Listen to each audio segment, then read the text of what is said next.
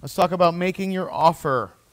Now, it's almost like two lists. Make your offer on a bank-owned property, making your offer with a private seller. They're very different. So when we're making our offer on a bank-owned property, we're going to use the realtor's agreement. You may want to use yours or mine. Here's the thing. The realtor's going to want to use their agreement. And in life, you got to choose your battles. And that one's not worth fighting. And you really ought to get used to or comfortable with the local realtor's agreement, because there's not to use it on all your deals, even if there aren't realtors involved. Find an agreement that's locally accepted, stick with it, and get comfortable with it, get to know it, and what will happen is it'll just become part of you. So lean on the realtor for help. When you're new, if the agreement is intimidating, when you're making an offer on a bank-owned property, a large part of what is the realtor's responsibility is to help you with the paperwork. And so ask them to go through it with you slowly and line by line and explain it to you. It'll be worth the time.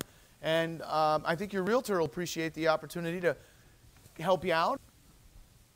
When you're making your offer, what I'm finding, and this is actually really interesting, it's very timely, I added this in here because of a lot of what's going on right now. Most of the time when you make an offer on a junker property, you want to make, or a bank-owned property, excuse me, you want to make an all-cash offer. But what's happening in the marketplace, and this is interesting, is, and I get asked pretty regularly for this, is when you make an all-cash offer, the seller's immediate assumption is that you have the cash in the bank to pay for the house. And if you don't, and you're using me as your backing, you intend to have me fund the deal, my bank statement may not do the trick. I have realtors come in and they say, hey, I need a bank statement to back up this proof of funds letter. The proof of funds letter says right on it, Finger Lakes funding, you have good and available funds to close the property on blah, blah, blah, and, signed by me. And then the realtor comes to me and says, okay, could you send us a bank statement to back this up? And I do. And then they come back and they say, oh, no, I need the bank statement to show the money in the buyer's account. And it's hard for me not to be a wise guy in that situation. It really is, because I'm thinking, well, if you want to see the buyer's bank account, why did you ask me? And if you think the buyer has the money to do this, why would I be involved? It's kind of like, duh. It's amazing how often I get asked for that, and I've got a nice, polite response. So anyway, what I'm getting at is that doesn't happen every time we make a cash offer, but sometimes it does. And what I suggest to the realtor now and to you is that you switch up from an all-cash offer to a pre-approved financed offer, because my letter indicates that you're pre-approved. And here's the upside of that. The bank now doesn't want to see, if they did it all, the money in your personal account. I had one realtor say, okay, could you please put the money in our client's account?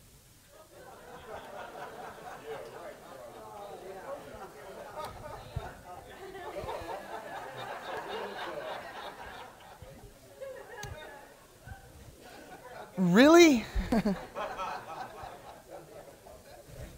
So the bank doesn't expect to see the money in your account now. And here's a couple other interesting caveats. They may not require as much earnest money from you, which is good, where they might want more when you're the cash buyer.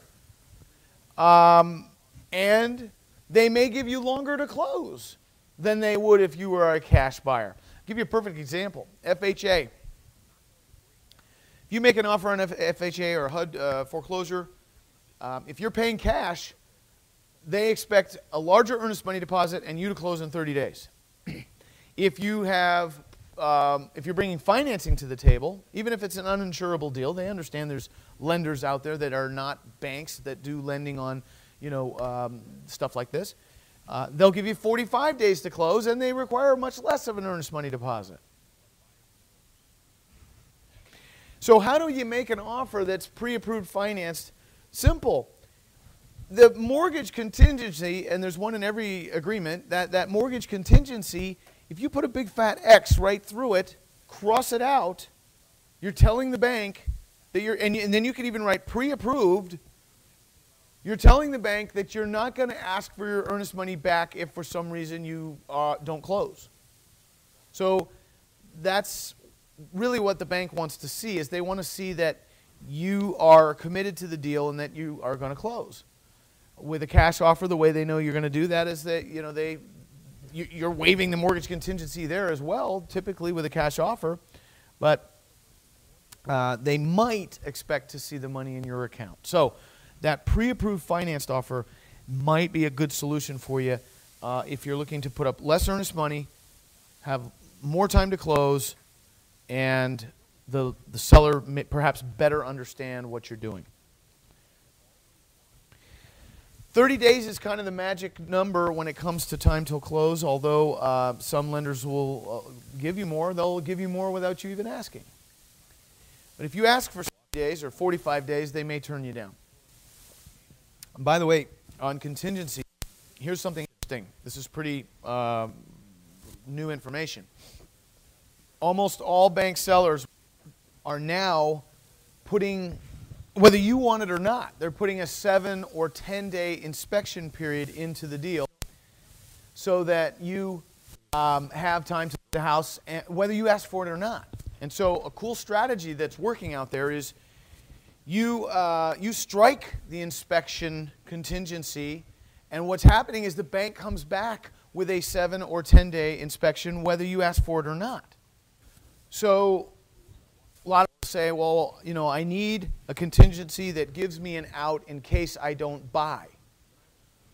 I want to get my earnest money deposit back. Well, here it is. If you've got 7 days to inspect the property or 10 days to inspect the property, that's plenty of time to get an email broadcast off to your buyer's list and gauge the interest in the property at the price you're asking. Now, if you've priced it right and you have a good buyer's list, you'll probably have it under contract in a matter of a day or two, which is certainly within that 7 to 10 day inspection.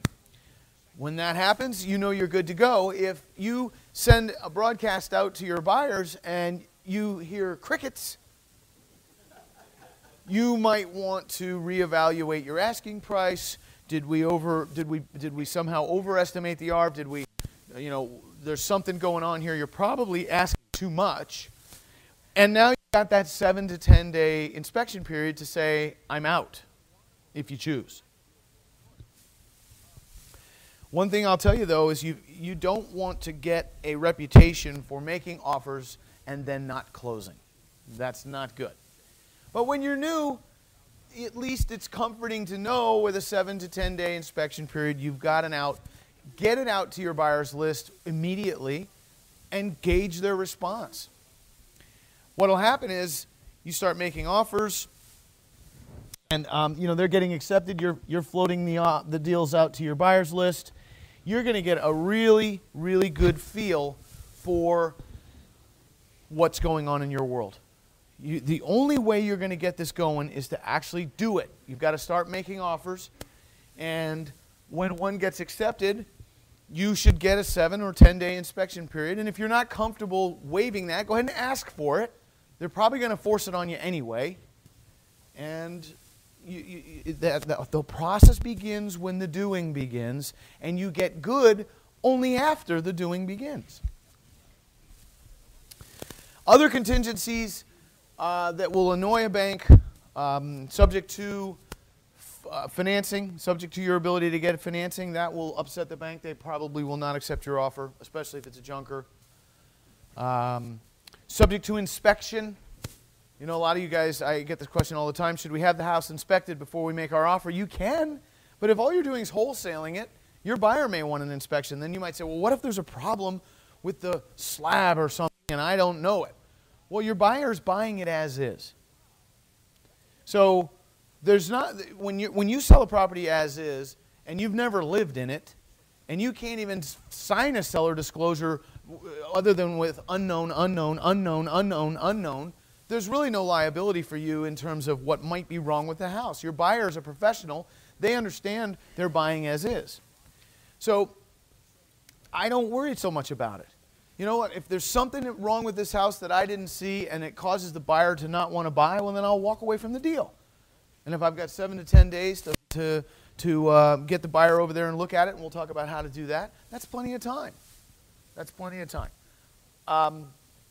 So subject to a building inspection is not what bank sellers want to see. Now, if you ever do a building inspection, I strongly recommend you be there when it happens. Now, if the house is in Austin and you're in LA, that's not possible, okay. But if the house is local, go. When the inspector's there, go. Because you will learn an enormous amount for a relatively small amount of money. Typical residential inspections, about $300 or $400. And what I find, and you might think, well, if I show up there and I ask the inspector if I can kind of tag along and learn what I can, they might say no. What I find is inspectors are really kind of lonely and would love to share their infinite wisdom with you. Go. If you decide to have a termite inspection, go. You'll learn a lot. A lot. Although, again, if you're wholesaling houses, I don't think inspections are necessary. Earnest money, we talked about a lot already. I'm going to kind of keep going because we really covered that. The special addendum. Okay, with every bank-owned property that you make an offer on, the bank will have their addendum that they want you to sign. And it'll say stuff in it like, this house is sold as is, where is, no warranties expressed or implied, we never lived in the house, don't expect to, don't come back to us because there's latent defects, we don't know anything about it. It might say, or almost for sure will say, this agreement is not assignable. It might say, the seller will pay the following closing costs and the buyer will pay the following closing costs. It might say, all sorts of stuff. And there might be per diem in there, where if you ask for an extension, they expect you to pay $50 a day for that or $100 a day for that, something along those lines. Read the addendum.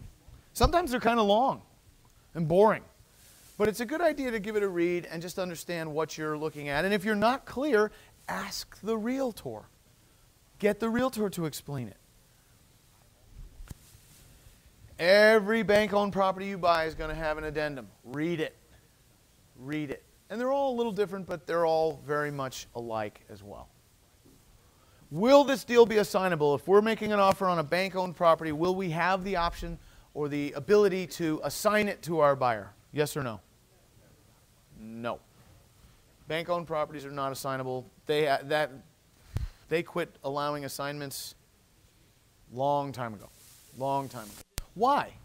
Why do you suppose the bank doesn't want you to have the ability to do an assignment? Why do you suppose they want to see you close on this thing? Because once they agree to your offer, they don't want that to fall out and them to have to take it back to the market. Once they take it off the market, buyers turn away, it's taboo. And I'll tell you something. When a property goes from active to pending, meaning it's actively available, pending meaning it's under contract, if that deal falls out and it goes from pending back to active, that house now has a stigma attached to it. Rightly or wrongly, it has a stigma attached to it, and it will almost for sure sell for less now as a result. And did you know that, by the way? When you're a seller, you want to be very careful about accepting an offer on your property, because if that deal dies, and it's in the MLS, of course, that's the key, I should have mentioned that. It's the MLS is the environment where this stigma kind of happens. But if you accept an offer from a seller on a property you have listed in the MLS, you better be darn sure you're comfortable with it and confident that they're going to close. Because if they don't, and you put it back on the market as an active property again, you will almost for sure take a hit. Banks don't want to deal with someone who isn't the closer, or the buyer who isn't going to close. They want to deal direct with the buyer. And with an assignment, it's more than apparent that you intend to flip the thing to someone else and that buyer now come to the closing. They don't want that. Would you want that? As a seller, would you accept an assignable agreement? No. I want to know I'm dealing with the buyer. So is that, if we like to buy with and use assignments, but we don't like to sell and allow our buyer to have an assignable contract. Isn't that a double standard? Yes, it is. But I said it before. We don't buy like we sell. We don't sell like we buy. Proof of funds is an absolute requirement. You're all aware of that. You have, if you're on board with the Fast Cash with Foreclosures program, you have proof of funds available to you 24/7. And you know that I back it up. And I'll tell you right now, banks are on to bogus proof of funds letters. They're on to it. So if you're using proof of funds from wherever, and that whoever's providing that letter, whoever's name is on that letterhead, isn't willing to back it up, it isn't worth its weight in paper pulp. And I'll tell you, that is one area where, I enjoy the fact that I make a very big difference in people's lives. If you don't have my proof of funds available to you, if you don't have that Fast Cash with Foreclosures program, you're certainly among the few in the room. See the guys before you go, because if you want to be in this foreclosure game, you have proof of funds, and you better have somebody with deep pockets backing it up, or it's not worth squat.